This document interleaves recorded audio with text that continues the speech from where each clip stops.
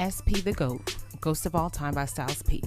StylesP has released his 11th studio album, SP The GOAT, Ghost of All Time. The Yonkers MC continues to add to his discography. Is StylesP's pen just as sharp as it ever was? Here's our honest opinion of SP The GOAT, Ghost of All Time by StylesP. SP The Ghost. Ghost of All Time. Sorry for that double, but I ain't doing this shit again. So y'all just gonna have to deal with it. Anyway, StylesP, man. I like StylesP. I've been following StylesP for a very long time, ever since the first time I heard the Warlocks put out some music. And man, this is like his 11th project, man. It's crazy to think he's been doing this for this long. That's what's up. How you feel about this album artwork? I feel like it's epic, man. Like, I actually think this is really cool. I just like the whole ghost feel, and you got the dead gold on the ground. So I think it's cool. I like the style of it, and just how it just plays into the art and the font and everything. I think it's all really one real dope artwork. Yeah, it kind of, I feel like this album thing goes with the song Out in the Jungle. Yeah. Like, you can argue that song should be the title track for this project just because it fits the album artwork. The ghostly looking wolf with the glowing eyes is actually a really dope picture. Yeah. And I think it's really dope. The flow of this project, man, is at its core, it's a typical StylesP. I want to say more leaning back towards the more hardcore stuff. You know, because here more recently, I guess we've been getting more enlightenment from StylesP and talking about the juicing and health food and stuff like that, which is great. But this is probably more reverting a little bit more back towards, I'm not saying he hasn't done this type of style at all, but this is more back on what you would hear when you hear like shoot him in the face, shoot him in a gun in the chest, then shoot him in the waist and the neck. Like that StylesP stuff. Like it's around that style. I'm glad you said that, because I felt that. Because, you know, I ain't listened to the many projects by him besides the one we review here on the podcast. So I'm like, oh, he's taking it back. I can already tell. But yeah, it's pretty much that hardcore style of hip hop.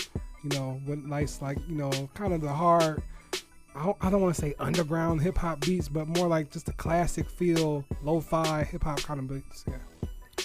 Highlights, man. Look, Push the Line featuring Whispers and Sheek Louch. First off, I love Sheek Louch, man. I love anytime I hear Sheek Louch.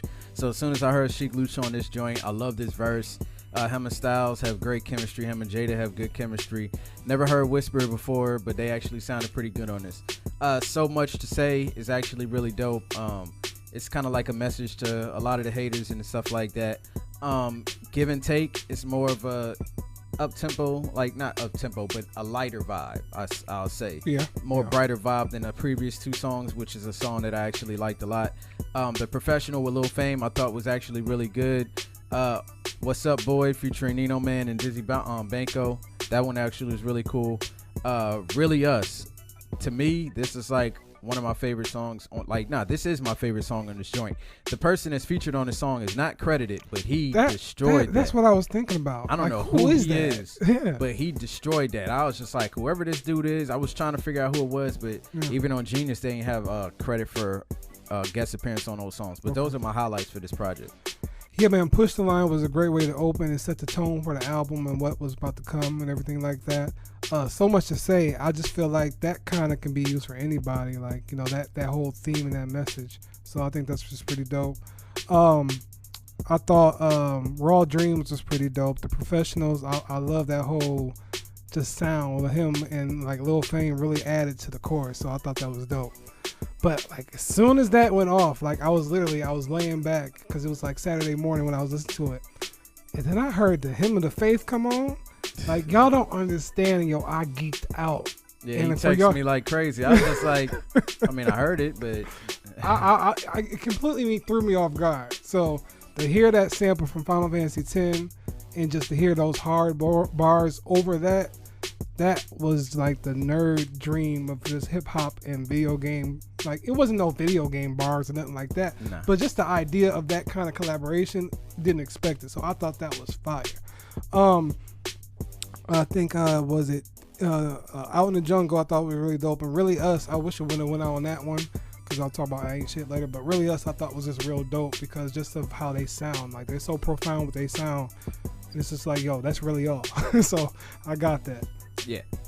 Low lights, man. Well, first of all, I want to point out I love the whole Iron Man scheme that he did. Yeah, that was fire. I'm not sure which song it was, but I want to say it was a Professional. But he killed that shit. Yeah. With all of the whole, adding all the Avengers and I'm harder than Iron Man and Vision. Yeah. Like all of that. That shit was all straight fire. Low lights, man. Look, man. There's a couple songs up here that I just think are just straight boring. Not like they're not lyrically inclined. They definitely are for sure. They're just boring as hell. And I say Raw Dreams is one. I wasn't feeling that. Filthy. I don't know who D Block in Europe is, but he needs to be fired from D Block because that dude cannot sing. He should have never been given a contract. Change featuring Chris Streets. He doesn't sound too good either, and I Ain't Shit is super boring. Like I was just like, you want to put me to sleep on the way out of the album? Yeah. That's the way to do it. Styles still was spitting bars on those songs and even like some real shit at times, but the beat choice and the guest appearance on all of those songs were extremely boring to me. Yeah, I think that's part of my low light is the fact that most of the production on here was like not similar, but the same kind of style. You get a beat, you loop it over and over, and like, you got the bars and everything, but it kind of got boring because of that. And I Ain't Shit was just like one of those kind of examples because it kind of got repetitive. And even what was it? Change. And even though I like Raw Dreams, I think it's because I like the lyrics. I didn't really care for the beat, but I can tell you why you would put that as a low light because the beat really wasn't crazy like that. So I think that was the thing. Like I love like the type of laid back and dope sample-ish type of beats like that, but you got to find a way to keep it interesting and not keep your whole project kind of sound in that same lane.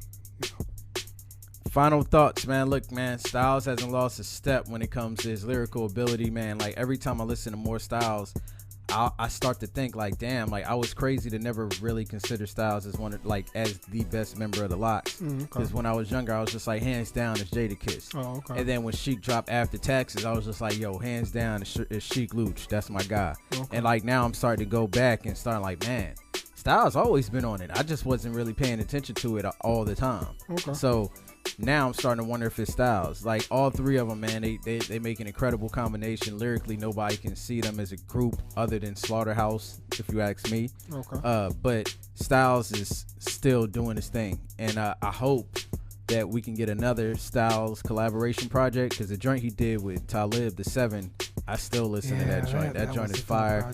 And Styles, I didn't really care for what it was, Styles and Dave East, right? Yeah. I didn't really care for that one. I felt like Styles kept saving the song while Dave East kept bringing it down. But I do like seeing Styles collaborating with the other artists out here.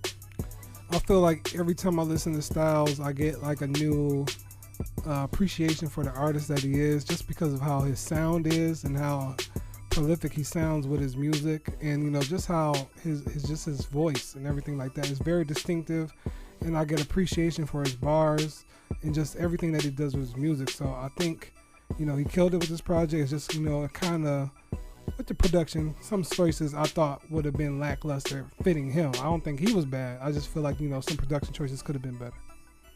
Final grade. Look, man, like I said, I love StylesP. I'm gonna give it a dash, because that's quite a few boring songs on this project. Overall, though, lyrically, StylesP still has it, down pat. I want to hear him keep going. If he decides to quit right now, man, like his discography speaks for itself. He's definitely a legend in hip hop. But I just feel like the boring songs that you have on this are a little bit too many for me to give it a check. Yeah, I'm going to give it a dash just because of the fact that, I feel like just the production kind of held it back a little bit. It could have been better. But like I said, Styles is a beast, and that doesn't, take anything away from him. It's just that, like you said, all the way through, it's not like something you can recommend that's going like, this is just really, really dope. But there's a couple songs where you'll be like, check out this song, like this and that, like that. So it's cool.